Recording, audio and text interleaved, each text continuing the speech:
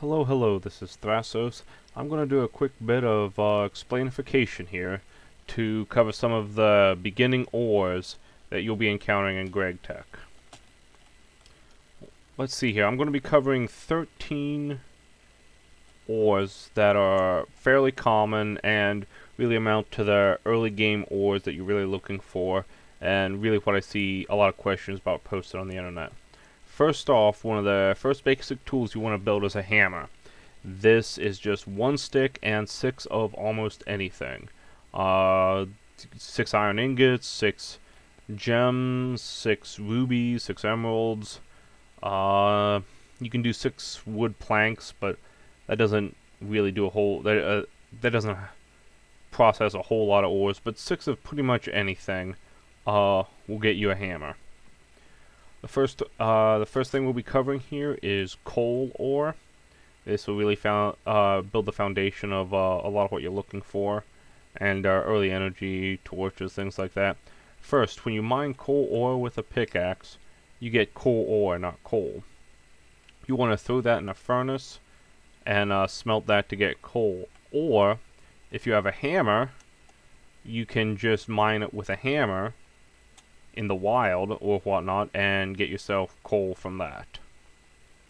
Next up we have the most complicated infographic up here is magnetite. This looks a little bit complicated because there's a bunch of different branches and stuff, but it's essentially only showing 2 different things here. Let me explain it to you. See, when you see magnetite in the world, it'll look like this, a lot like coal. You can mine it with a pickaxe and get magnetite ore. You can also mine it with a hammer and get crushed magnetite ore. Now, you will need crushed magnetite ore to proceed, so you can either just mine everything up with a hammer and then return from your mining trip, place the block down and use a hammer to break it into crushed, or just mine it in a mine shaft into the crush and carry that instead. Once you have the crushed magnetite ore, then you can go one of 2 ways.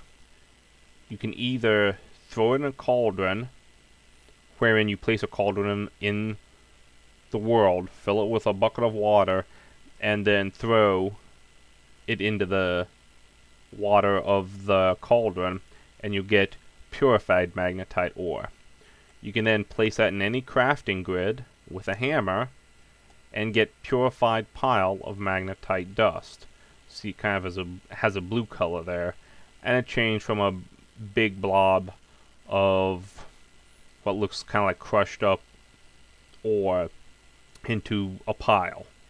You then have to wash that pile by doing the same process again, having a cauldron placed in the world, filling with a bucket, and throwing that pile of magnetite dust into the cauldron. Produces 1 magnetite dust. Once you get to this stage, you can then smelt it in a furnace into 3 iron ingots. This is kind of the junkiest iron ore early game there is. So all the other irons produce a full ingot, but magnetite only produces 3 nuggets. Now, the other way to process it is, once you have the crushed magnetite ore, rather than washing it one time, you can put it into a crafting grid and crush it again. This gets you a impure pile of magnetite dust, which you can then throw in a cauldron to get magnetite dust and process it as before. Now, see, what you'll notice is you save yourself 1 step of washing by crushing it twice. Once with a hammer while it's placed in the world as a block, either in the mine shaft or back at your base, and once in a crafting grid. That will save you 1 iteration of throwing it in the cauldron. It's really just a time saver more than anything. Next we have yellow limonite ore. Not quite the same as before, but same as before, if you pick it, you get that ore in your inventory. Now, You can go one of two ways with this. You can crush it with a hammer to get crushed limonite ore, and then go through the same process of before as either crushing it again, washing it, or washing it, then crushing it twice, and washing it again. Or you can just throw it in a cauldron, or sorry, throw it in a furnace and get an iron ingot like normal. So you really gain nothing. This is not a method in almost any of the ores to do any kind of ore doubling. So you pretty much gain nothing early game from doing it in this way. But it's possible. There's a lot of ways to accomplish the same task with a lot less optimization in Gregtech. So just because it's possible doesn't mean it's optimal. Now we move over to brown limonite ore. It is virtually the same, except that it has a different color. That's about it. You can mine it with a hammer to get brown limonite ore in your inventory, put that in a furnace to get ingots, or crush it up and go through the same process as what limonite has. The difference being on limonite, you cannot throw that in an oven early on, or I'm sorry, a furnace early on to get the nuggets. You have to do all the processing to get it to a stage where you can smelt it in a furnace to get the ingots. Next we have iron ore. Now this is the first one that you're going to be able to ore double. As you can see in the wall here, I have smooth stone for most of this and iron ore here. So it is really easy to miss a deposit of iron ore. Same thing with tin later on, is that it blends in very well with the background ore. So you have here, you can, as many of the other ones, you can mine it with a pickaxe to get iron ore, smelt it in a furnace to get an ingot.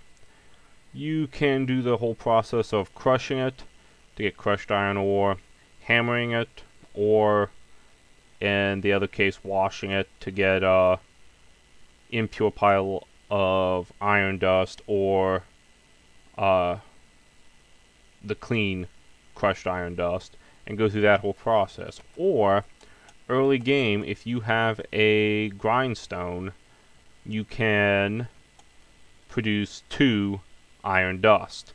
Now this is one of the early ores that you'll be able to ore process. You can then throw 1 iron dust to get 1 ingot. So here in the grindstone is the first way to, with a machine, double your ore. Next up we have banded iron ore. It's really the same as the brown and yellow limonite. You can mine it with a pickaxe, crush it with a hammer, go through the whole process of crushing, washing. Or, once mined with a pickaxe, you can just throw it in a furnace and smelt it into an iron ingot. Now we're at pyrite dust. Same as banded iron, same as yellow limonite, same as brown limonite. You can mine it with a hammer, do the whole crush, wash process, or you can just throw it in an oven and smelt it into an ingot. Note, these last two, you cannot throw those in a grindstone to get processed. I'm really just covering the early game where you're just beginning to set up. Next we get into the copper ores. This is malachite. You can do the same processes as with a lot of the irons. You can mine it with a pick, get malachite ore, crush it with a hammer, do the whole crush, wash process. Then, or you can just throw it in a furnace, smelt it into a copper ingot. Now we have chalcopyrite. Chalcopyrite. I'm not sure of the pronunciation, but it's the same thing. Mine it, crush it, do the hammer wash, or just throw it in the furnace, smelt it to an iron ingot. Now we have tetrahedrite. It's a red color, looks a lot like redstone. Same process though. Mine with a pickaxe, do the whole crush wash, or just throw it in a furnace and smelt it into a copper ingot. Alright, this is the first form of copper that you can double with a grindstone. Notice it's kind of a orangish color. You can do the whole process of crushing it with a hammer, and then crush wash, and smelt the copper dust to get the ingot. Or you can just throw the ore in a furnace and smelt it to an ingot. Or with a grindstone, you can throw it in the grindstone, hit the hammer like normal, hit the handle like normal. You get 2 copper dust, and you can smelt this 2 copper dust to get 1 ingot.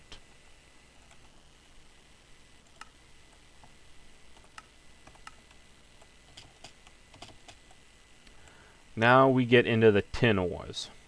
The tin ores I have here, the 2 common ones, are both really hard to spot.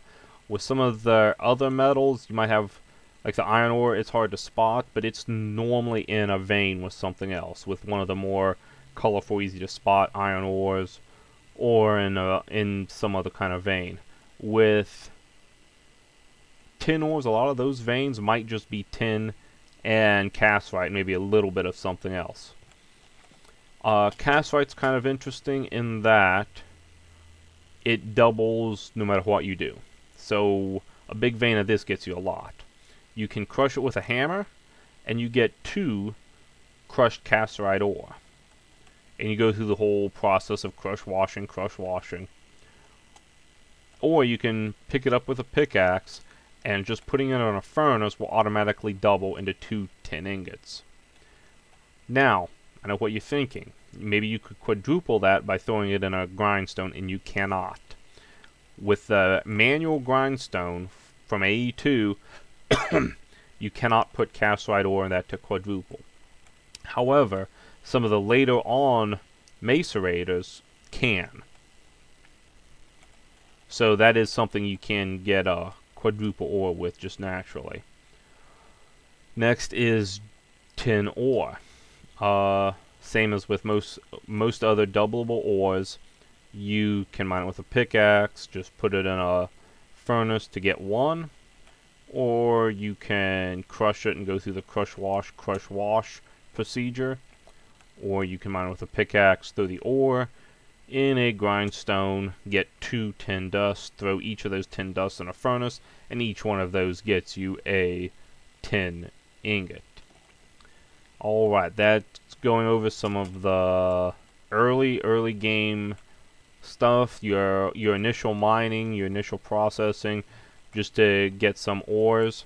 I really wanted to go over this because I'd seen a lot of people on YouTube kind of struggle to figure it out, and it really does take a minute. It's really, if you're not used to the mechanic, it's different, and even if you're used to it, it's easy to get confused early on. So I just wanted to throw together a quick little tutorial on that. If this helped you at all, if you liked it, or if you want to see more of these, even if you didn't like it, leave me a comment, and I'll try to respond to all of them. This has been Thrassos doing a little bit of explainification. Thank you. Bye.